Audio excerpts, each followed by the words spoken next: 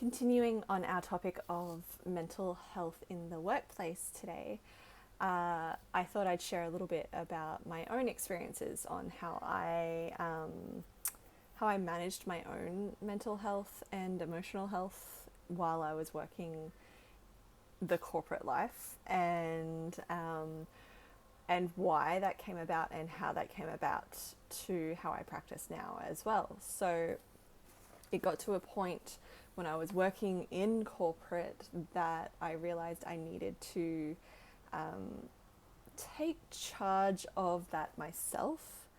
I needed to have that sort of sense of empowerment in my own health and my own experience in the workplace that I wasn't getting otherwise. So I kind of took back that power in what I was doing and how I would take care of myself. So that was when I started practicing yoga at all, actually, once I started working in corporate world. It was when I started working full-time post-uni that I started exploring yoga.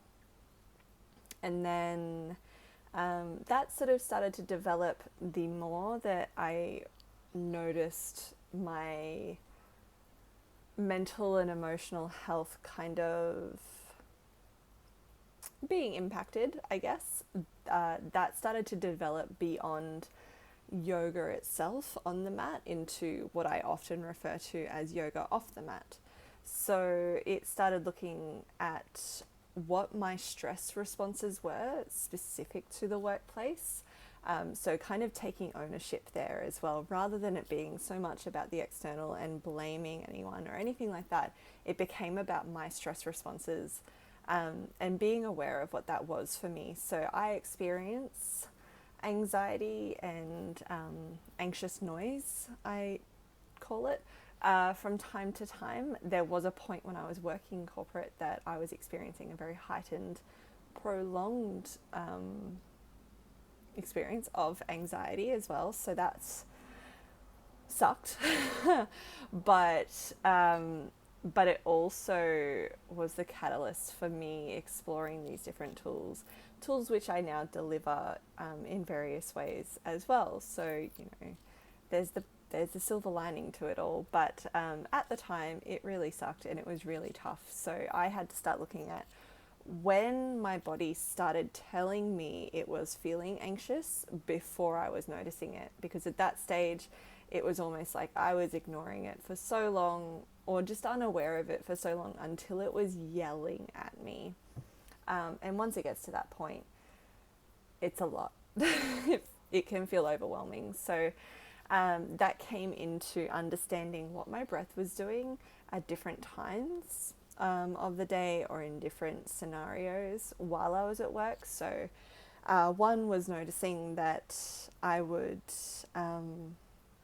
start sighing a lot if I was just doing work on the computer. If everything was quiet and everything, and I'd be concentrating, it was like I'd let out all these sighs, and not dramatic sighs, but just these exhales that were very very sigh-like. And it took my therapist to point out that that was probably my body indicating that it was feeling anxious. And as soon as I acknowledged that feeling, or started noticing when I was doing it and pausing in the moment and going, am I feeling anxious? I was curious about it. Was when I started to being able to dive deeper, because there was a useful response that came out of that. So that was the first thing I did, is just looking at what my breath was doing in regards to how that related to my stress response to certain things, or just to certain environments as well. It didn't need to be anything in particular. It could just be an environment and how my body was reacting. And then it became that my body was reacting to the whole environment, not even events. So that's how you know that that it's time to just dive into your own business, I guess. But so that was the first level of just exploring what my breath was doing, what my stress response in my body and my breath was doing. And the next level was looking at how my body holds that stress or holds different emotions or feels about different things. So there's a little bit to this one. We know that stress, we generally acknowledge that we hold stress around the shoulders and the neck and all of that, right? That was definitely a thing.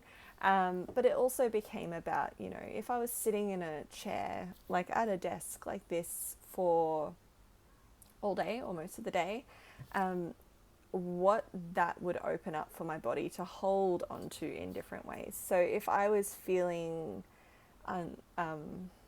unstable in the work environment or unsupported as such, noticing for me that those feelings came up around my hips and my lower back and were exacerbated by the physical sitting position, but were actually created by this sense of instability, or a lack of support, whether it was real, based on real or otherwise. It doesn't really matter. It's just about how your brain and how your body processes the feelings of. So that was another thing that I started to explore. So then my practice became, beyond going to classes where I could have a teacher telling me, my practice then became exploring different positions and different things specifically that supported my body, that opened and released tension, or allowed me to rest a little more in certain ways. So certain restorative poses, bridge on block comes to mind, that is really powerful in that way. And then it became about, it's a never-ending like onion, hey, and each time we peel back a layer of the onion, it doesn't get smaller, it becomes expansion. The next layer to that for me was, okay, well, I've looked at the stress response, I've looked at my body and how my body is holding that response, and then it's looking at acknowledging and the yoga off the mat of, for me, it was a practice of journaling and self-inquiry and self-acknowledgement in that way of going, okay, this and then this, but then what can I do about it? And I spoke about this, I'm sure, in yesterday's video, and I've spoken about it in posts in the past of, this is what I'm learning and acknowledging and realizing, or whatever it is. The next step is, what can I do about it right now? So it was about building myself up from the inside rather than expecting or trying to get people from the outside, whether they're colleagues or managers, whoever they were, rather than trying to get them on board or anything like that. It was, okay, well, what can I do for myself in order to feel, so let's say it's a lack of support, right? So I've noticed that my breath is doing something. I've noticed that my lower back, as an example, is feeling particularly out. And then I realized, I'm like, oh, okay, well, there's a lack of support. I don't feel supported at work. Okay, what can I do for myself to feel more supported in myself? And that is the next step. And that is, the saying of like, be the change you want to see in the world, which I'm totally on board with. But without the tangible how, like we have the why, well, starting with the why always, and maybe refining that why so that it's in the present moment rather than in some mysterious future that may or may not happen exactly as you imagine it, right? But it becomes about, okay, then what do I do about it next? So yes, I want to be the change that I want to see in my workplace. What can I do about it next? So people as humans typically and almost inherently tend to respond a lot better to being led by example rather than being told what to do. So it's about leading by example, and what can you do for yourself, because whatever you shift in yourself will automatically in some way shift something in those around you. A lot more efficiently for your energy and your time and your level of care than it would if you were trying to tell people what to do. So that's what I started doing. And this was over a period of like a few years. Like it wasn't immediate because I was still learning. I was just started yoga. Well, at the beginning, I just started yoga. Over that time, I became a yoga teacher over that period of however many years. So there was a certain process to it. Like it wasn't all immediate because I was finding my way as well. There was a little bit of trial and error. There was a little bit of it feeling too hard and just feeling knocked down and like, well, what's the point? Or what do I do next? Or just entirely forgetting about it because you get so caught up sometimes in the politics or in the life of things. So that was my process, and it felt powerful enough. It's now my online course that I have available. I'll put the link in the comments if you're interested in checking it out. And if you are working in the corporate or a workplace, it's designed specifically. It's useful for anyone, but it's designed specifically for those who are in an office, workplace, or corporate environment. It's a 6-week course that takes you through these steps with a different theme, with a different area of awareness, and it just allows you to explore a little bit more in a guided way that I didn't have. So they are the measures that I took in order to improve my mental well-being and my emotional well-being while I was at work, because of work, all of that. So that was what I could do on my own level.